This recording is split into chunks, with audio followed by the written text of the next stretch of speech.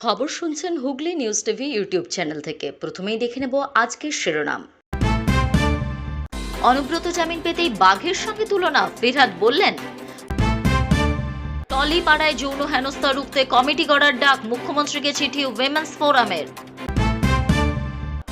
নারীদের উন্নয়নে অগ্রণী ভূমিকা, মমতাকে কৃতজ্ঞতা জানিয়ে পথে মহিলা তৃণমূল। বাঁধ উপচে ঢুকছে জল, প্লাবিত ঘর বাড়ি থেকে স্কুল, জলের তলায় ঘাটাল। থ্রেড কালচারের হোতারা, কেউ সিনিয়র রেসিডেন্ট, কেউ বা হাউস স্টাফ। প্রিয় দর্শক, আপনি কোন জেলা থেকে দেখছেন কমেন্ট করে জানাবেন। এবং আমরা এই ভিডিওটিতে 2000 লাইক ও 1000 সাবস্ক্রাইব টার্গেট করেছি, তাই আমাদের টার্গেটটি সম্পূর্ণ করবেন। অনেকেই আমাদের খবর শুনছেন কিন্তু সাবস্ক্রাইব করছেন না, ভুলে যাচ্ছেন, তাই এক্ষুনি সাবস্ক্রাইব করে নিন। বিস্তারিত খবরে।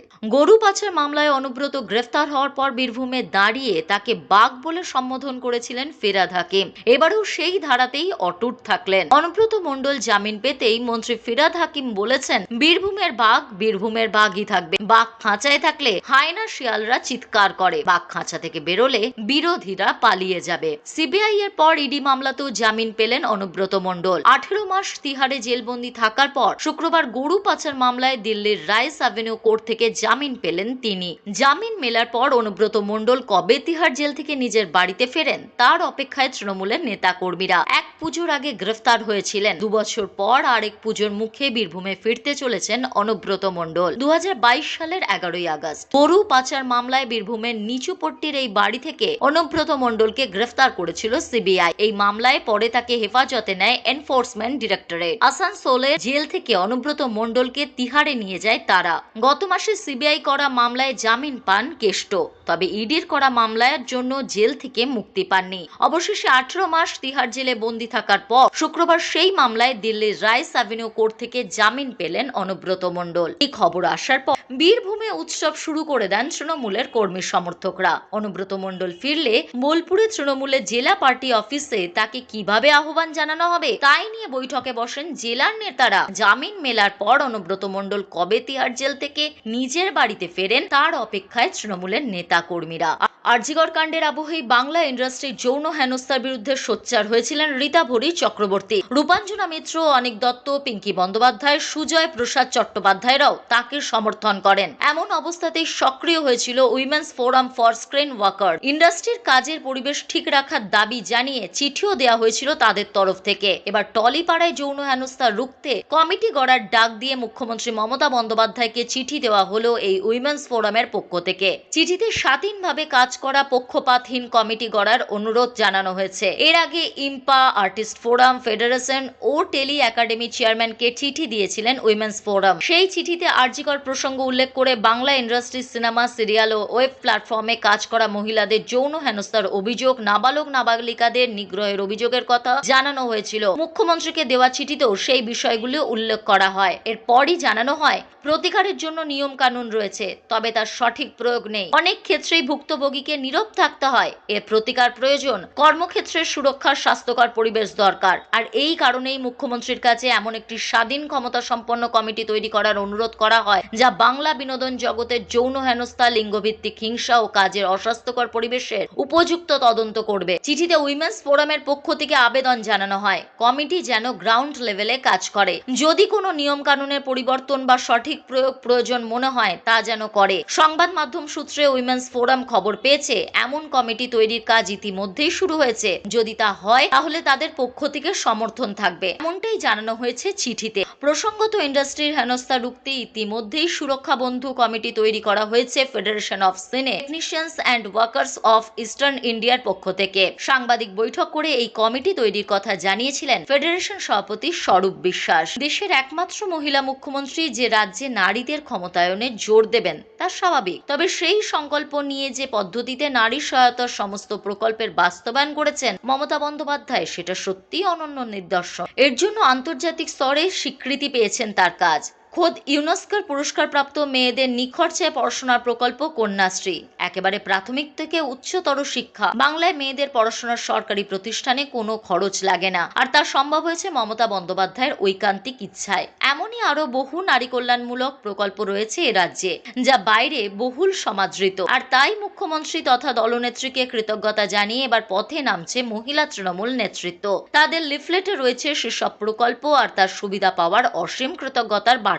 পথে নামছে মহিলা তৃণমূল, কর্মসূচির লিফলেট বিলি। দলের মহিলা শাখার রাজ্য সভানেত্রী তথা রাজ্যের মন্ত্রী চন্দ্রিমা ভট্টাচার্য এ বিষয়ে নিজেদের কর্মসূচির কথা জানিয়েছেন। 30শে সেপ্টেম্বর অর্থাৎ আগামী সোমবার পথে নামছেন দলের মহিলা সদস্যরা। ওই দিন দুপুরে মূলত মানববন্ধন করবেন তারা। চন্দ্রিমা জানিয়েছেন, মোট 35টি সাংগঠনিক এলাকায় 5 কিলোমিটার করে মানববন্ধন গড়ে তোলা হবে, যার মূল মন্ত্র আমার হাত তোমার হাতে, আমরা সবাই দিদির সাথে। কলকাতার বিড়লা তারামণ্ডল থেকে ভিক্টোরিয়া হাউস পর্যন্ত মানববন্ধনে থাকবেন দলের সামনের সারির নেত্রীরা। এ নিয়ে চন্দ্রিমা ভট্টাচার্য জানান, রাজ্যের মেয়েদের জন্য দিদি এত কিছু করেছেন এবং করছেন, মহিলা ক্ষমতায়নে এত কাজ করেছেন, তাই দিদির প্রতি কৃতজ্ঞতা জানিয়ে আমাদের এই কর্মসূচি। তার এসব প্রকল্প ইউনিসেফেও প্রশংসিত। তাছাড়া অভয়ার জন্য আমরা শুভেচ্ছা চাই, সেটাও থাকবে এই মানববন্ধনে। এই সংক্রান্ত একটি লিফলেট প্রকাশিত হয়েছে দলের মহিলা শাখার তরফে। এই মুহূর্তে রাজ্যে শুধুমাত্র মেয়েদের জন্য 7টি প্রকল্প রয়েছে, যার সুবিধা নিতে পারেন প্রত্যেক মহিলা। এর মধ্যে সবচেয়ে জনপ্রিয় কন্যাশ্রী, লক্ষ্মীর ভান্ডার, এছাড়া সবুজশ্রী, রূপশ্রী, স্বয়ংসিদ্ধার মতো প্রকল্প বহু নারীকে আত্মনির্ভরতার পথে কয়েক ধাপ এগিয়ে নিয়ে গিয়েছে। নারী ও মেয়েদের ক্ষমতায়নের ক্ষেত্রে মুখ্যমন্ত্রীর এসব উদ্যোগ নতুন মানদণ্ড স্থাপন করেছে। পশ্চিমবঙ্গের সমাজ কল্যাণমূলক উদ্যোগগুলি ইউনিসেফের তরফে আন্তর্জাতিক প্রশংসা লাভ করেছে। রাষ্ট্রসংঘের জনপরিষেবা বিভাগের পুরস্কারপ্রাপ্ত কন্যাশ্রী প্রকল্প, যুবতী মহিলাদের ক্ষমতায়নের লক্ষ্যে রূপশ্রী প্রকল্পকে কুর্নিশ জানিয়েছেন আধিকারিকরা। আর তা রাজ্যবাসীর কাছে তুলে ধরার লক্ষ্যে পথে নামছে মহিলা তৃণমূল, যার প্রচেষ্টা পরিশ্রমে এত সাফল্য। আগামী 30 তারিখ হাতে হাত ধরে মানববন্ধনের মধ্য দিয়ে সেই মমতা বন্দ্যোপাধ্যায়কে কৃতজ্ঞতা জানানো হবে। জলের তলায় ঘাটালের একের পর এক এলাকার রাস্তা যেন নদী, বাঁধ উপচে ঢুকছে জল, প্লাবিত ঘরবাড়ি থেকে স্কুল, দোকানপাট, কোথাও কোথাও এখনো দোতলা পর্যন্ত জল। এক জায়গা থেকে অন্য জায়গায় যেতে শহরে নেমেছে ডিঙি, নৌকা। পঞ্চায়েত এলাকার অবস্থা আরো শোচনীয়, জলবন্দি বহু মানুষ। ডিভিসি ঝাড়া জলে ভাসছে ঘাটাল শহর। ঘাটাল পুরসভার 17টি ওয়ার্ডের মধ্যে 14টি ওয়ার্ড জলের তলায়। ঘাটাল পঞ্চায়েত এলাকার বেশিরভাগ বাড়ির একতলা ডুবে গিয়েছে। দোতলায় বাঁধা রয়েছে নৌকা, সেই নৌকা করেই যাতায়াত করছেন মানুষজন। সাঁতার কেটে এক বাড়ি থেকে অন্য বাড়ি যাচ্ছেন তারা। রাস্তা ভেসে গিয়েছে, ডুবে গেছে বিঘার পর বিঘার জমির ফসল। অনেক বাড়ির ছাদ পর্যন্ত ডুবে গিয়েছে। নদী না রাস্তা আলাদা করে বোঝার উপায় নেই। অপরদিকে পূর্ব মেদিনীপুরের পাঁশকুড়ার বিস্তীর্ণ অংশ জলের তলায়। খাবার জলের চরম সংকট দেখা দিয়েছে। এই অবস্থায় দুর্গতদের পাশে দাঁড়াতে পাঁশকুড়া যাচ্ছে আরজিকর মেডিকেলের আন্দোলনকারী জুনিয়র চিকিৎসকদের একাংশ। শুকনো খাবার, পানীয় জল, ত্রিপল সহ একাধিক প্রয়োজনীয় সামগ্রী নিয়ে জলমগ্ন এলাকায় যাচ্ছেন তারা। আরজিকর মেডিকেলের আন্দোলনকারী জুনিয়র চিকিৎসকদের পাশাপাশি এই এলাকায় ত্রাণ নিয়ে যাচ্ছেন বাঁকুড়ার সম্মিলনী মেডিকেল কলেজের জুনিয়র ডাক্তারদের একাংশ। পানীয় জল, খাবারের সঙ্গে ওষুধও নিয়ে যাচ্ছেন তারা। জলমগ্ন এলাকায় চিকিৎসা পরিষেবাও দেবেন বাঁকুড়া সম্মিলনী মেডিকেল কলেজের জুনিয়র ডাক্তারদের একাংশ। এদিকে বন্যা পরিস্থিতির পর ডিভিসির জল ছাড়া নিয়ে কেন্দ্রকে তোপ দেগেছেন মুখ্যমন্ত্রী। তিনি বলেন, 3.5 লক্ষ কিউসেকের উপর জল ছেড়েছে, এত জল জীবনেও ছাড়েনি। ম্যানমেড ফ্লাড পরিকল্পিতভাবে বাংলাকে ডুবিয়েছে নিজেদের রাজ্যকে বাঁচাবার জন্য। এদিন মুখ্যমন্ত্রী আরো বলেন, বারবার বলে বলে ফেড আপ হয়ে যাচ্ছি, কেন্দ্রীয় সরকার ড্রেজিং করে না। ডিভিসি আরো 2 লক্ষ কিউসেক জল রাখতে পারে। যখন তোমাদের 70 থেকে 80% ভরে, তখন তোমরা কেন ছাড়ো না? নিজেদের রাজ্যটাকে বাঁচাও আর সবটা বাংলার উপর ঠেলে দাও। বাংলার কত বঞ্চনা সহ্য করবে? প্রশ্ন মুখ্যমন্ত্রী। থ্রেট কালচার রুখতে কড়া আরজিকর হাসপাতাল কর্তৃপক্ষ। 11 জনকে ডেকে পাঠানো হলো শনিবার। হাসপাতালে ধমক চমকের দাদাগিরি করার অভিযোগ উঠেছিল 51 জনের বিরুদ্ধে। তাদের কেউ চিকিৎসক, কেউ হাউস স্টাফ, কেউ আবার ইন্টার্ন। মেডিকেল কলেজের পড়ুয়া ও জুনিয়র চিকিৎসকদের অভিযোগের ভিত্তিতে এই 51 জনকে চিহ্নিত করা হয়। থ্রেট কালচারের তদন্তে অভ্যন্তরীণ কমিটিও গঠন করা হয়। সেই মতোই শনিবার 11 জনকে ডেকে পাঠায় তদন্ত কমিটি। জুনিয়রদের হুমকি দিয়ে হাসপাতালে ভয়ের পরিবেশ তৈরির অভিযোগ রয়েছে তাদের বিরুদ্ধে। আরজি করের পিজিটি পড়ুয়ার ধর্ষণ খুনের পরই মেডিকেল কলেজের ভিতর স্লোগান উঠেছিল, থ্রেড কালচারের গালে গালে জুতো মারো তালে তালে। ধীরে ধীরে সামনে আসে একের পর এক বিস্ফোরক অভিযোগ। একদল প্রভাবশালী চিকিৎসক বিভিন্ন সময় জুনিয়রদের ভয় দেখিয়ে হুমকি দিয়ে নিজেদের বশে রাখার চেষ্টা করত। লক্ষ্য ছিল ভয় ভীতির পরিবেশ জিয়ে রেখে নিজেদের কর্তৃত্ব কায়েম রাখা। এরপরই 51 জনের নাম সামনে আসে। তারা প্রাক্তন অধ্যক্ষ সন্দীপ ঘোষের ঘনিষ্ঠ বলেও অভিযোগ ওঠে।